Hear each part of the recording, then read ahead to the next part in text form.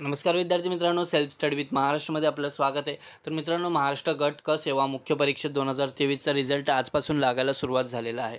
तर एक्साईजचा जो रिझल्ट आहे तो 321चा हायेस्ट आहे आणि जो टेक्निकल असिस्टंटचा जो रिझल्ट लागलेला आहे त्याच्यामध्ये 282.50चा हायेस्ट आहे। आता जर सगळ्यात महत्त्वाचा मुद्दा असा की गट बचा जो रिझल्ट होता आणि गट कचा रिझल्ट जर कंपेअर केला तर सगळ्यात जास्त मार्क्स गट क वाल्या विद्यार्थ्याला आहेत। ओके, आणि दुसरी गोष्ट अशी, कारण की गट बचा जो आहे तो 317चा हायेस्ट आहे समथिंग असं काहीतरी, आणि जो गट कचा आहे तो 321चा हायेस्ट आहे।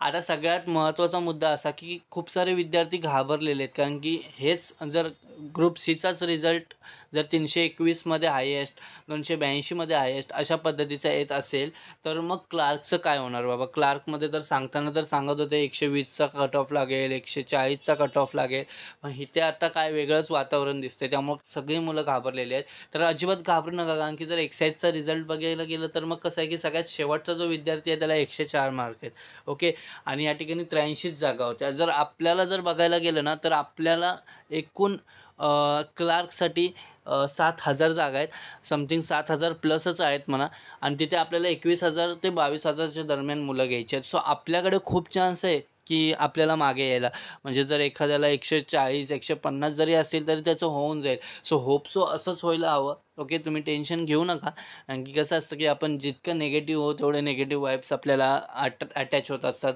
अट्रॅक्ट होत असतात आपल्याकडे, त्यामुळे निगेटिव्ह राहू नका, पॉझिटिव्ह राहा। आज 6-7पर्यंत वाट बघू, रिझल्ट लागला तर ठीक, नाही तर उद्या रिझल्ट लागून जाईल। ठीक आहे, टेन्शन घेऊ नका, रिझल्ट 100% लागणार आहे आणि तुमचं काम होणार आहे, त्यामुळे अजिबात टेन्शन घेऊ नका, घाबरू तर अजिबात नका।